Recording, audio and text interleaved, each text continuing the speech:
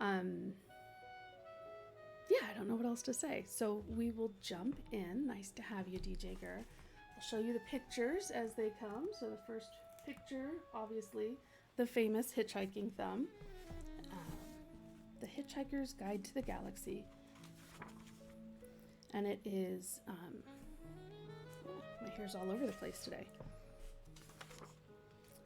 Far out in the enchanted backwaters of the unfashionable end of the western spiral arm of the galaxy lies a small, unregarded yellow sun.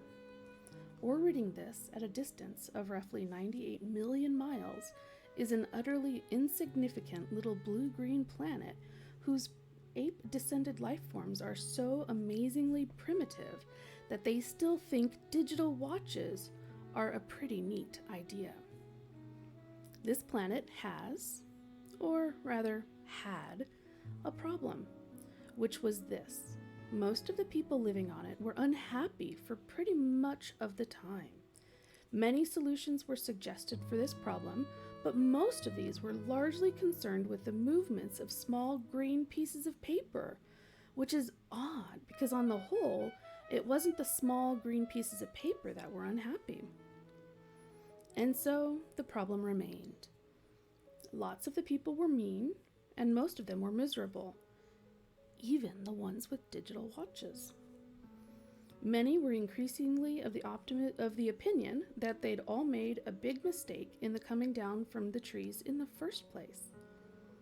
And some said that even the trees had been a bad move, and that no one should have ever left the oceans.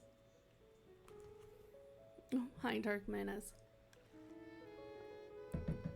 And then, one Thursday, nearly 2,000 years after one man had been nailed to a tree for saying how great it would be to be nice to people for a change, a girl, sitting on her own in a small cafe in Rixmanworth, suddenly realized what it was that had been going wrong all this time.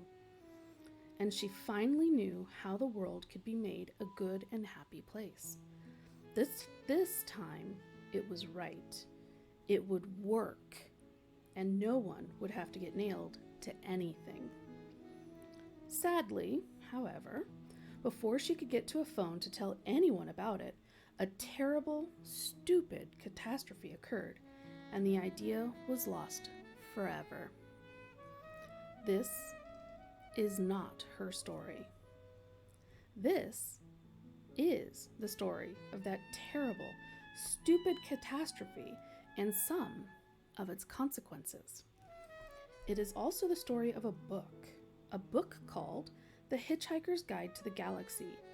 Not an Earth book, never published on Earth, and until the terrible catastrophe occurred, never seen or even heard of by any Earthman. Nevertheless, it is a wholly remarkable book. In fact, it was probably the most remarkable book ever to come out of the great publishing corporations of Ursa Minor, which no Earthman had ever heard of either. Not only is it a wholly remarkable book, it is also a highly successful one, more popular than the Celestial Home Care Omnibus, better selling than 53 More Things to Do in Zero Gravity, and more controversial than Ulan Kolopyid's trilogy of philosophical blockbusters, Where God Went Wrong, Some More of God's Greatest Mistakes, and Who Is This God Person Anyway? In many of the more relaxed civilizations on the outer eastern rim of the galaxy, the Hitchhiker's Guide has already supplanted the great Encyclopedia Galactica as the standard repository of all knowledge and wisdom. For though it has many omissions and contains much that is apocryphal, or at least wildly inaccurate, it scores over the older, more pedestrian work in two important aspects. First, it is slightly cheaper, and second, it has the words, "Don't panic," inscribed in large, friendly letters on its cover. But the story of this terrible, stupid Thursday, the story of its extraordinary consequences, and the story of how those consequences are inextricably intertwined with this remarkable book begins very simply. Aw, thank you, Devil. It begins with a house. Okay, let's jump in. Chapter 1. The house stood on a slight rise, just on the edge of the village. It stood on its own and looked out over a broad spread of West Country farmland. Not a remarkable house by any means. It was about 30 years old, squattish, squarish, made of brick, and had 4 windows, set in the front of a size and proportion which more or less exactly failed to please the eye. The only person for whom the house was in any way special was Arthur Dent, and that was only because it happened to be the one he lived in. He had lived in it for about 3 years, ever since he had moved out of London because it made him nervous and irritable. He was about 30 as well, tall, dark-haired, and never quite at ease with himself. The thing that used to worry him most was the fact that people always used to ask him what he was looking so worried about. He worked in the local radio, which he always used to tell friends was a lot more interesting than they probably thought. It was, to most of his friends. Worked in advertising.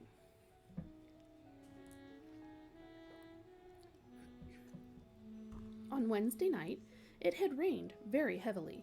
The lane was wet and muddy, but the Thursday morning sun was bright and clear as it shone on Arthur Dent's house for what was to be the last time.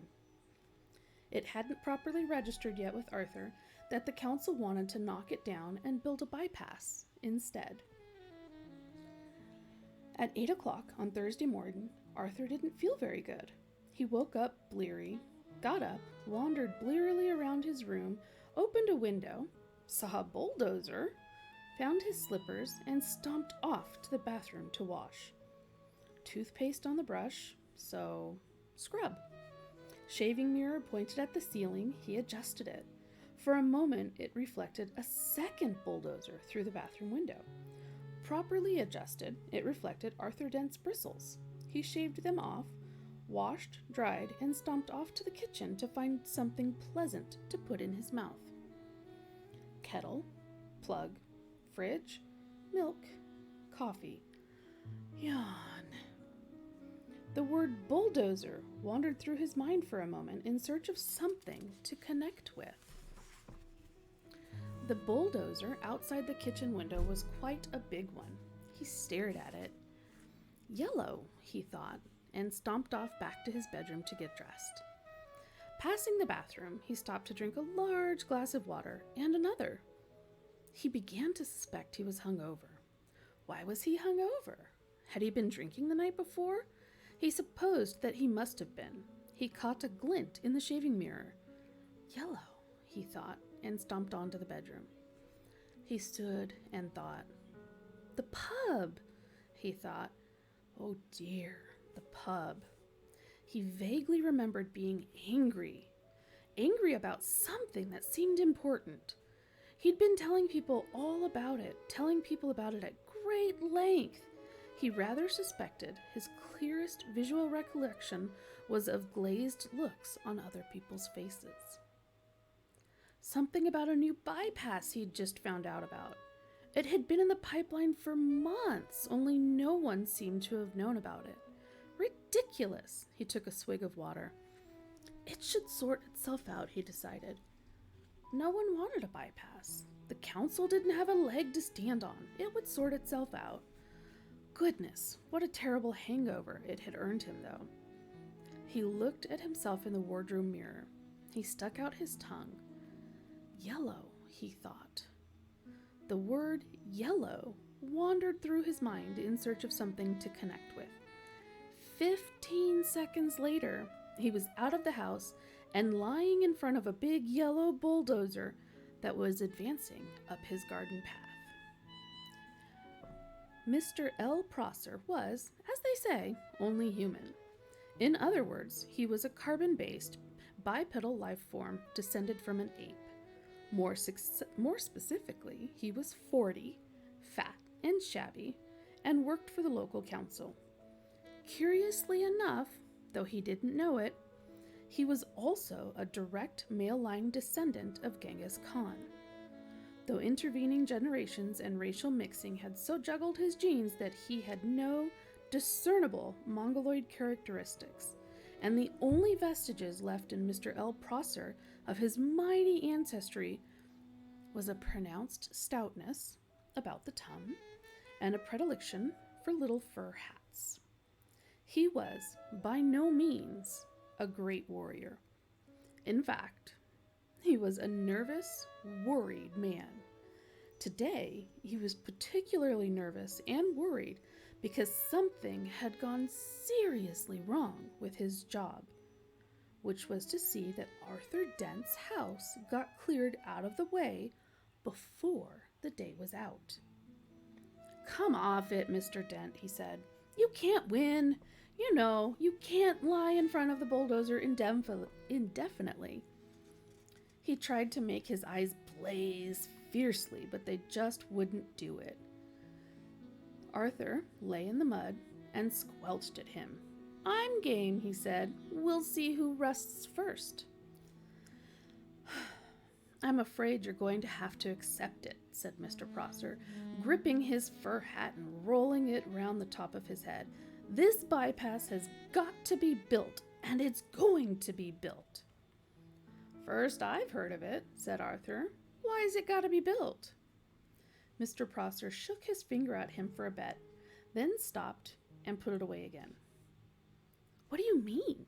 Why's it got to be built?" he said. "It's a bypass. You've got to build bypasses." Bypasses that are devices that allow some people to dash from point A to point B very fast, while other people dash from point B to point A very fast.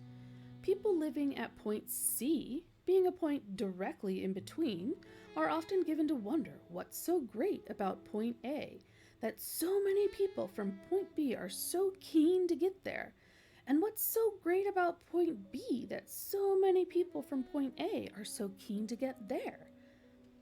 They often wish that people would just once and for all work out where the heck they wanted to be. Mr. Prosser wanted to be at point D. Point D wasn't anywhere in particular. It was just any convenient point a very long ways away from points A, B, and C. He would have a nice little cottage at point D with axes over the door and spend a pleasant amount of time at point E, which would be the nearest pub to point D. His wife, of course, wanted climbing roses, but he wanted axes. He didn't know why, he just liked axes. He flushed hotly under the derisive grin of the bulldozer drivers. He shifted his weight from foot to foot, but it was equally uncomfortable on each. Obviously, somebody had been appallingly incompetent, and he hoped to God it wasn't him.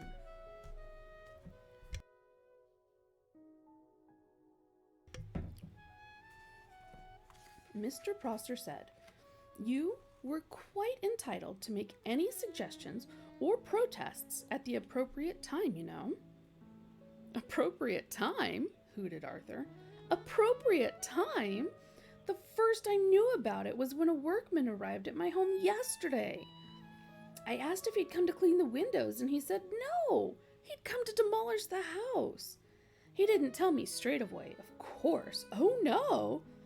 First, he wiped a couple of the windows and charged me $5.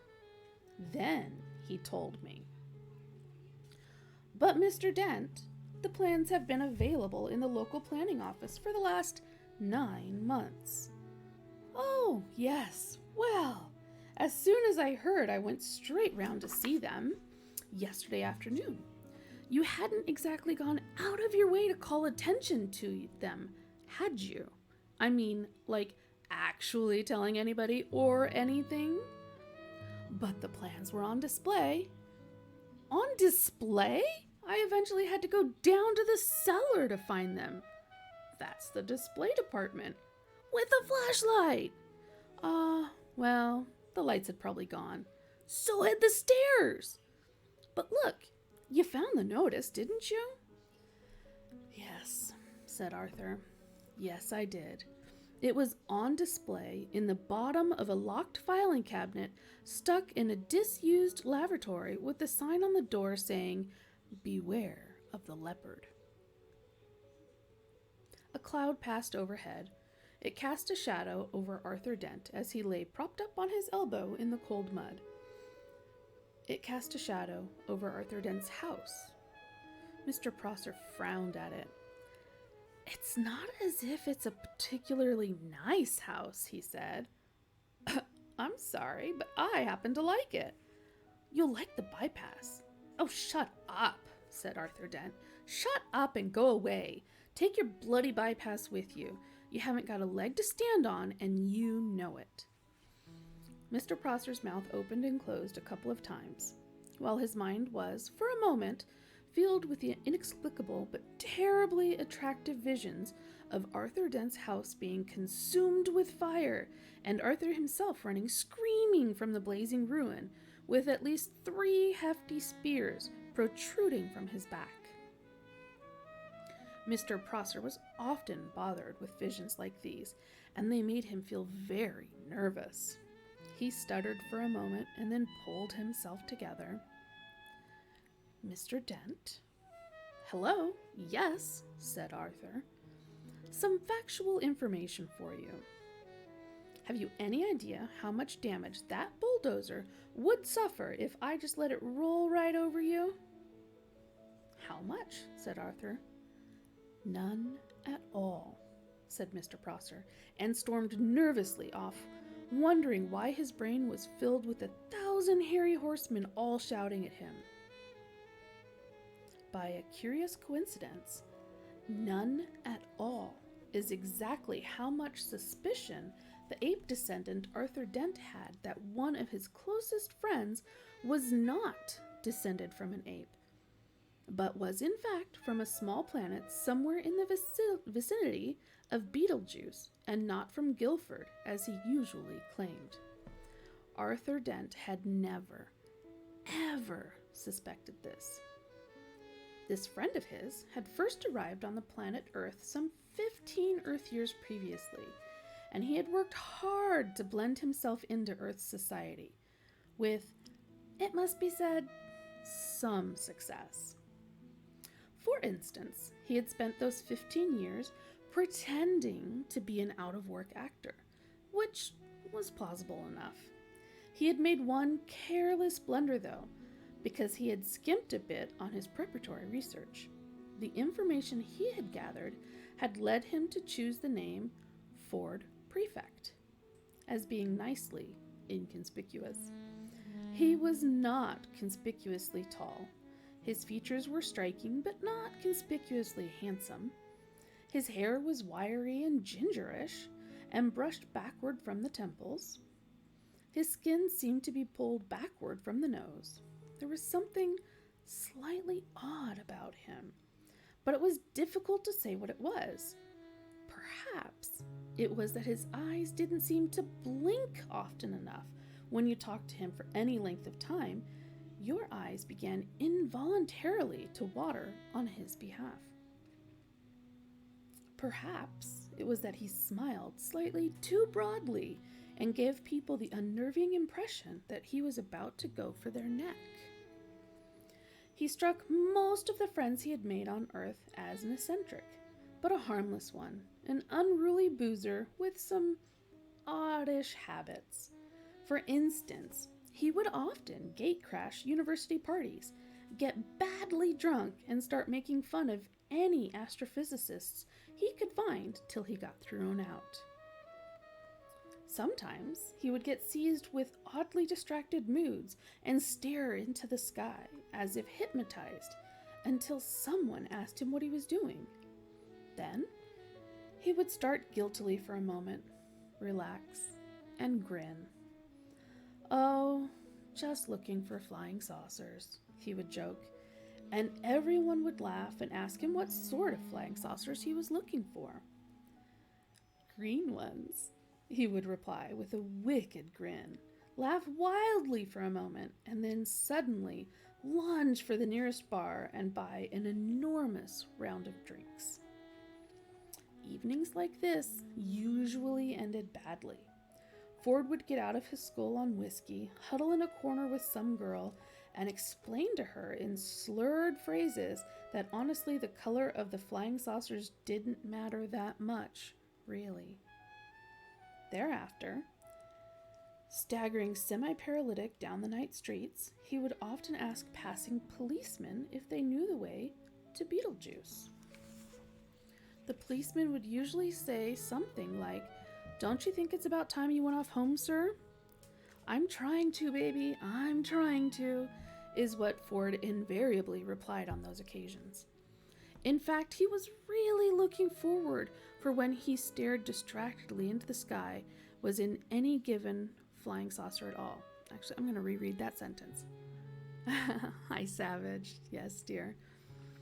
In fact, what he was really looking for when he stared distractedly into the sky was any kind of flying saucer at all. The reason he said green was that green was the traditional space livery for Beetlejuice trading scouts. Ford Prefect was desperate that any flying saucer at all would arrive soon, because 15 years was a long time to get stranded anywhere, particularly somewhere as mind-bogglingly dull as the Earth. Ford wished that a flying saucer would arrive soon because he knew how to flag flying saucers down and get lifts from them. He knew how to see the marvels of the universe for less than 30 Altarian dollars a day. In fact, Ford Prefect was a roving researcher for that wholly remarkable book, The Hitchhiker's Guide to the Galaxy.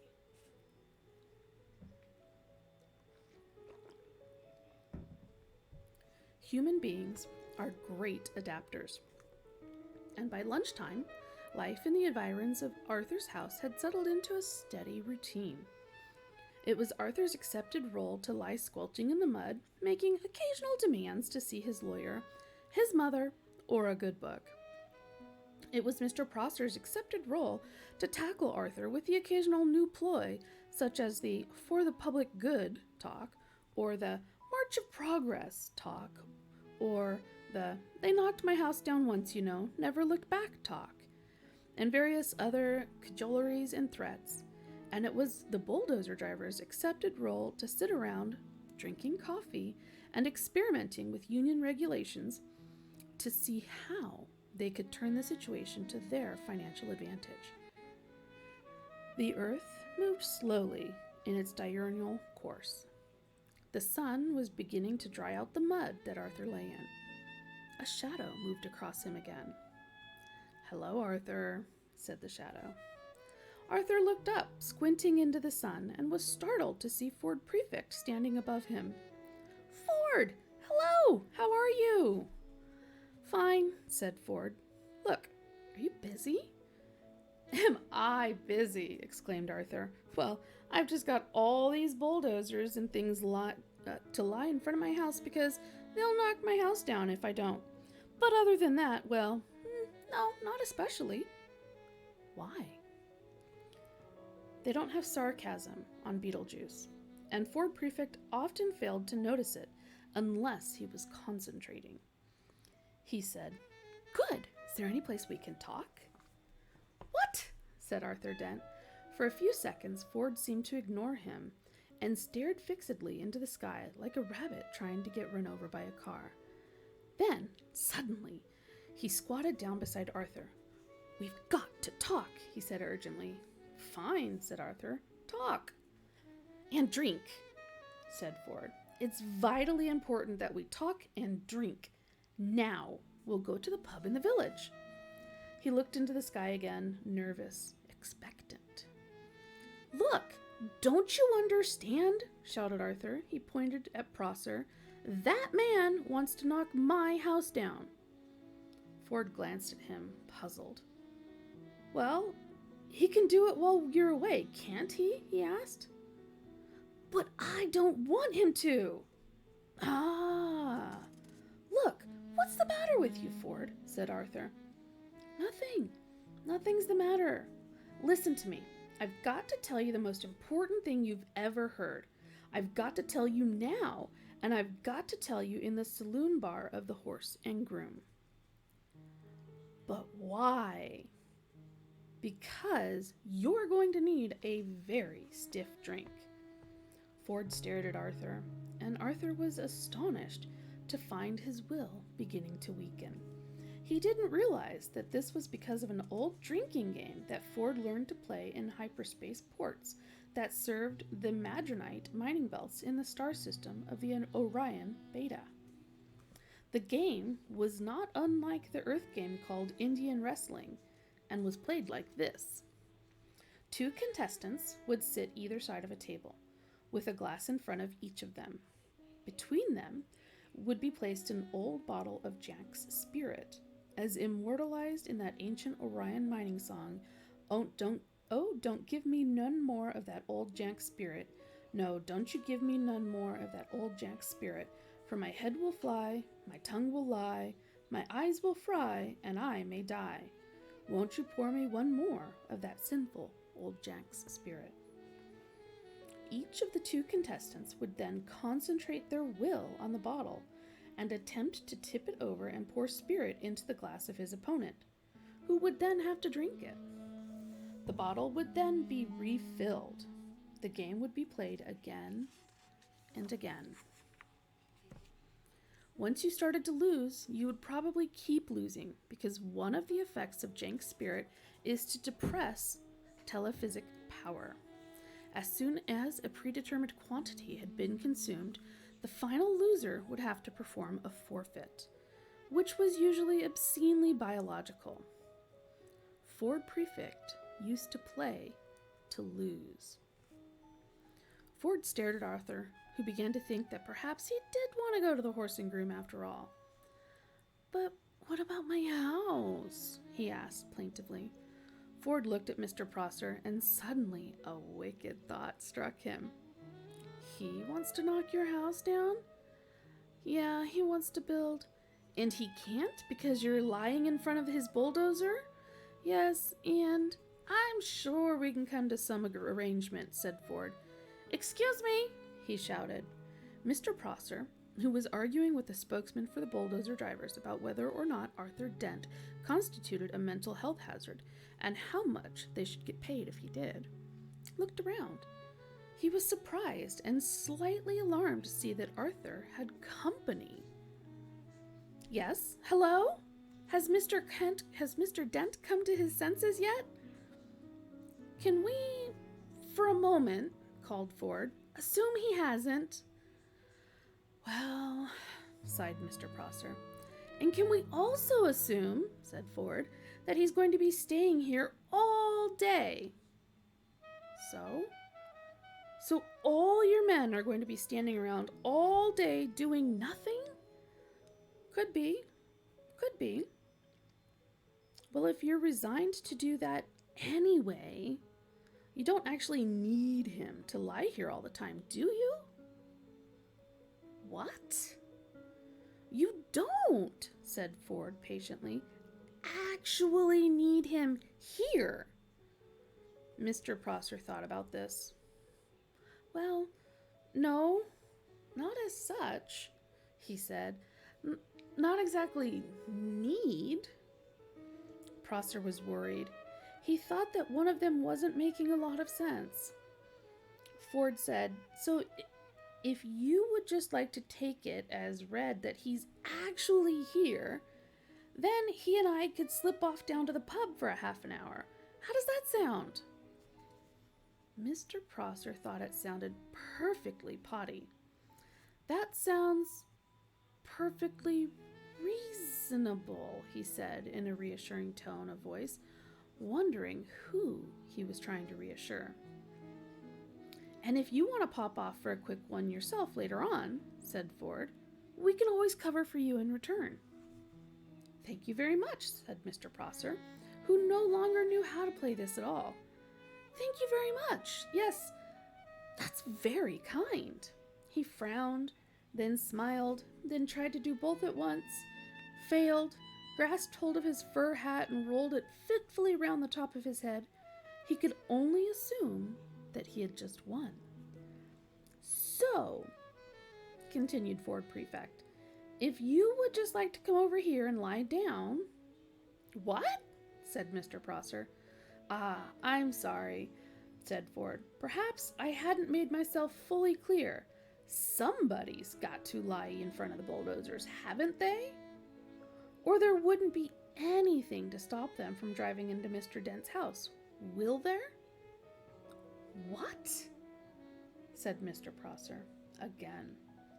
"It's very simple," said Ford.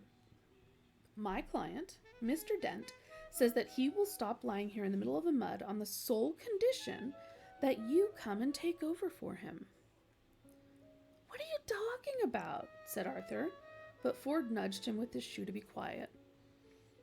"You want me," said Prosser, spelling out this new thought to himself, "to come and lie there?" "Yes." "In front of the bulldozer?" "Yes." "Instead of Mr. Dent?" "Yes." "In the mud?" "In, as you say, the mud." As soon as Mr. Prosser realized that he was substantially the loser after all, it was as if a weight lifted off his shoulders. This was more like the world he knew. He sighed. "In return for which you will take Mr. Dent with you down to the pub." "Yes, that's it. That's it exactly," said Ford. Mr. Prosser took a few nervous steps forward and stopped. "Promise?" he said. "Promise," said Ford. He turned to Arthur. "Come on," he said to him. "Get up and let the men lie down." Arthur stood up, feeling as if he was in a dream. Ford beckoned to Prosser, who sadly, awkwardly, sat in the mud. He felt that his whole life was some kind of dream, and he sometimes wonders whose it was and whether they were enjoying it. The mud folded itself around his bottom and his arms and oozed into his shoes. Ford looked at him severely. "And no sneaky knocking down Mr. Dent's house while he's away, all right?" he said. "The mere thought," growled Mr. Prosser. "Hadn't even begun to speculate," he continued, settling himself back, "about the merest possibility of crossing my mind." He saw the bulldozer drivers' union representative approaching and let his head sink back and closed his eyes. He was trying to marshal his arguments for proving that he did not now constitute a mental health hazard himself. He was far from certain about this. His mind seemed to be full of noises, horses, smoke, and the stench of blood. This always happened when he felt miserable or put upon, and he had never been able to explain it to himself. In a high dimension of which he knew nothing, the mighty Khan bellowed in rage. But Mr. Prosser only slightly trembled and whimpered. He began to feel the pricks of water behind his eyelids. Bureaucratic cock-ups, angry men lying in mud, indecipherable strangers handing out inexplicable humiliation, and an unidentified army of horsemen laughing at him in his head. What a day! What a day! Ford Prefect knew that it didn't matter a pair of dingo's kidneys whether Arthur's house got knocked down or not now. Arthur remained very worried. "But can we trust him?" he said. "Myself? I'd trust him to the end of the earth," said Ford. "Oh, yes?" said Arthur. "And how far is that?" "About 12 minutes away," said Ford. "Come on, I need a drink." And that, my dear friends, is the end of chapter 1. How's it going so far? You enjoying the book?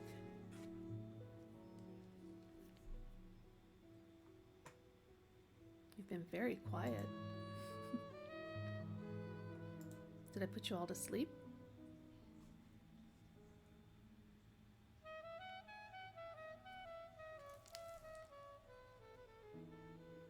I think I did. I think I put everyone to sleep.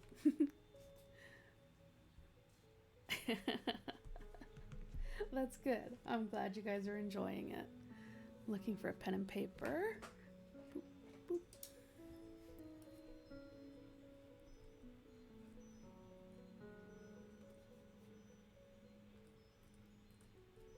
Do you guys want another chapter? Okay.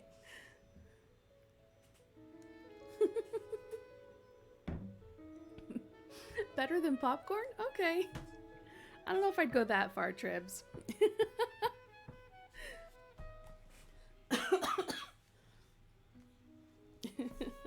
Better than the popcorn ASMR. You guys are so funny.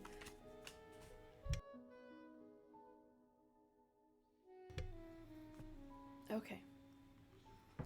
Chapter 2. Here's what the Encyclopedia Galactica has to say about alcohol. Hey, buddy. You look thirsty. It says that Why don't you get alcohol hydrated? is a colorless, volatile liquid formed by the fermentation of sugars, and also notes its intoxicating effect on certain carbon-based life forms. Oh, okay. I'll drink some more. Thank you, Devil. Why is it that when you're reading out loud, your mouth gets so dry, but when I'm talking, it doesn't? I don't understand it. The Hitchhiker's Guide to the Galaxy also mentions alcohol. It says that the best drink in existence is the Pan-Galactic Gargle Blaster. It says that the effect of drinking a Pan-Galactic Gargle Blaster is like having your brains smashed out by a slice of lemon wrapped around a large gold brick. The guide also tells you on which planets the best Pan-Galactic Gargle Blasters are mixed, how much you can expect to pay for one, and what voluntary organizations exist to help you rehabilitate afterward. The guide even tells you how you can mix one yourself. Take the juice from one bottle of the old jank spirit, it says. Pour into it 1 measure of water from the seas of Santronegus V. Ooh, that Santronegian seawater, it says. Oh, those fish. Allow 3 cubes of Arcturan Megagin to melt into the mixture. It must be properly iced or the benzene is lost. Allow 4 liters of Phalian marsh gas to bubble through it in memory of all those happy hikers who have died of pleasure in the marshes of Phalia. Over the back of a silver spoon, floats a measure of a Qualtacian hypermint extract, redolent of all the heady odors of the dark Qualtacian zones, subtle, sweet, and mystic. Drop in the tooth of an Algolian sun tiger. Watch it dissolve, spreading the fires of the Algonian suns deep into the heart of the drink. Sprinkle Zamphor. Add an olive. Drink, but very carefully. The Hitchhiker's Guide to the Galaxy sells rather better than the Encyclopedia Galactica. 6 pints of bitter, said Ford Prefect to the barman of the Horse and Groom. And quickly, please. The world's about to end. The barman of the Horse and Groom didn't deserve this sort of treatment. He was a dignified old man. He pushed his glasses up his nose and blinked at Ford Prefect. Ford ignored him and stared out the window. So the barman instead looked at Arthur, who shrugged helplessly and said nothing. So the barman said, "Oh yes, sir. Nice weather for it." He started pulling the pints. He tried again. Excuse me. Going to watch the march later this afternoon then? Ford glanced around at him. No point, he said, and looked back out the window. What's that? Foregone conclusion, then? You reckon, sir? And the barman said, Arsenal without a chance? No, no, said Ford. It's just that the world's about to end. Oh, yes, sir. So you said the barman, looking over his glasses, this time at Arthur. Lucky escape for Arsenal if it did. Ford looked back at him, genuinely surprised. No, not really, he said. He frowned. The barman breathed in heavily. There you are, sir, 6 pints, he said. Arthur smiled at him wanly and shrugged again. He turned and smiled wanly at the rest of the pub, just in case any of them had heard what was going on. None of them had, and none of them could understand what he was smiling at them for. A man sitting next to Ford at the bar looked at the 2 men, looked at the 6 pints, and did a swift burst of mental arithmetic, arriving at an answer he liked, and grinned a stupid, hopeful grin at them. Get off, said Ford. They're ours, giving him a look that would have made the Algolian sun tiger get on with what it was doing. Ford slapped a 5-pound note on the bar. He said, Keep the change. What, from a 5er? Thank you, sir. You've got 10 minutes left to spend it. The barman decided to simply walk away for a bit. Ford, said Arthur, would you please tell me what the heck is going on?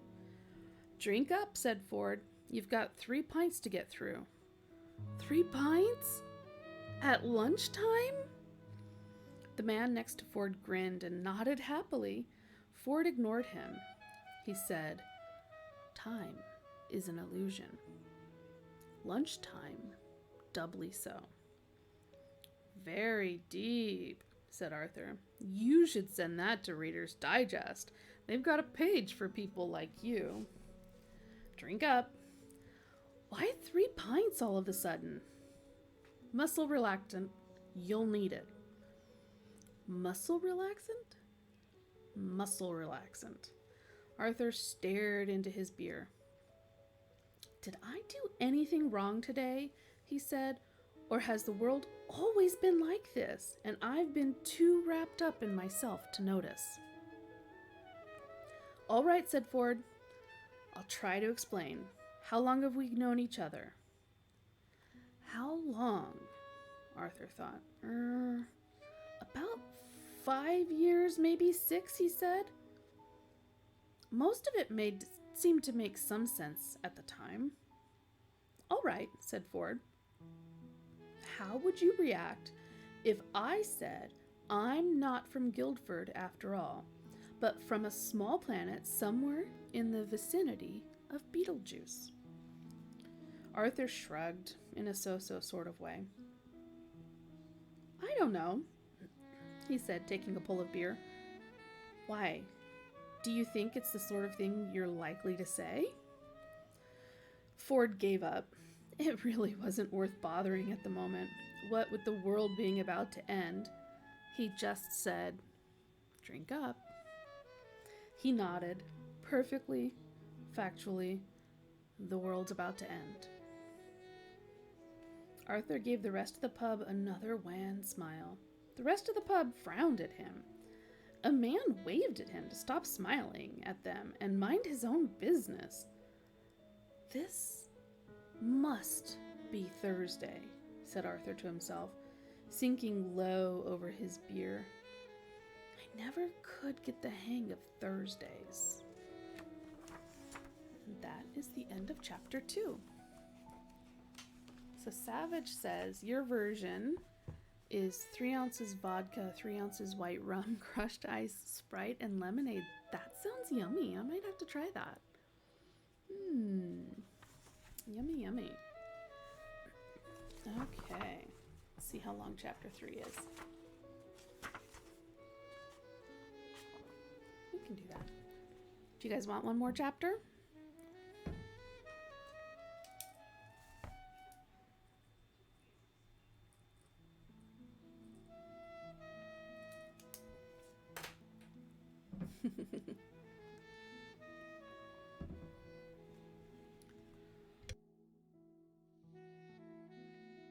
You guys are adorable.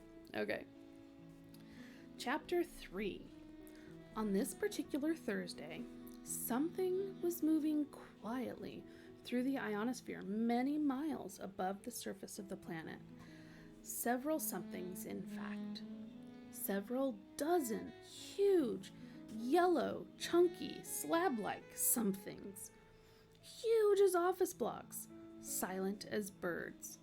They soared with ease, basking in electromagnetic waves from the star Sol, biding their time, grouping, preparing. The planet beneath them was almost perfectly oblivious of their presence, which was just how they wanted it for the moment. The huge yellow something went unnoticed at Goonhilly. They passed over Cape Canaveral without a blip. Woomera and Jodrell Bank looked straight through them, which was a pity because it was exactly the sort of thing they'd be looking for all these years. The only place they registered at all was on a small black device called a sub-etha sensomatic, which winked away quietly to itself. It nestled in the darkness inside a leather satchel which Ford Prefect habitually wore slung around his neck. The contents of Ford Prefect's satchel were quite interesting, in fact, and would have made any Earth physicist's eyes pop out of his head. Which is why he always concealed them by keeping a couple dog-eared scripts for plays he pretended he was auditioning for, stuffed on top. Beside the sub-etha sensomatic and the scripts, he had an electronic thumb, a short, squat black rod, smooth and matte with a couple of flat switches and dials at one end. He also had a device that looked rather like a largest electronic calculator. This and about 100 tiny flat press buttons and a screen about 4 inches square on which any one of 1,000,000 pages could be summoned at a moment's notice. It looked insanely complicated, and this was one of the reasons why the snug plastic cover it fitted into had the words, "Don't panic," printed on it in large, friendly letters. The other reason was that this device was, in fact, the most remarkable of all books ever to come out of the great publishing corporations of Ursa Minor, The Hitchhikers' Guide to the Galaxy. The reason why it was published in the form of a micro-sub-Mason electronic component is that if it were printed in normal book form, an interstellar hitchhiker would require several inconveniently large buildings to carry it around in. Beneath that, in Ford Prefect's satchel, were a few ballpoints, a notepad, and the largest bath towel from Marks & Spencer. The Hitchhiker's Guide to the Galaxy has a few things to say on the subject of towels. A towel, it says, is about the most massively useful thing an interstellar hitchhiker can have. Partly, it has great practical value. You can wrap it around you for warmth as you bound across the cold moons of Jaglin Beta. You can lie on it on the brilliant marble-sanded beach of Sagittarius V, inhaling the beady sea vapors. You can sleep under it beneath the stars, which shine so redly on the desert world of Kakafrun. Use it to sail a mini raft down the slow, heavy river Moth. Wet it for use in hand-to-hand combat. Wrap it around your head to ward off noxious fumes or avoid the gaze of a ravenous, bug-bladder beast of trawl. A mind-boggling, stupid animal. It assumes that if you can't see it, it can't see you. Daft as a brush, but very, very ravenous. You can wave your towel in emergencies as a distress signal. And, of course, dry yourself off with it if it still seems to be clean enough. More importantly, a towel has immense psychological value. For some reason, if a strag is a non-hitchhiker, by the way, discovers that a hitchhiker has a towel with him, he will automatically assume that he's also in the possession of a toothbrush, washcloth, soap, tin of biscuits, flask, compass, map, ball of string, gnat spray, wet weather gear, spacesuit, etc., etc. Furthermore, the Strag will then happily lend the hitchhiker any of those or a dozen other items that the hitchhiker might accidentally have lost. What the Strag will think is that any man who can hitch the length and breadth of the galaxy, rough it, slum it,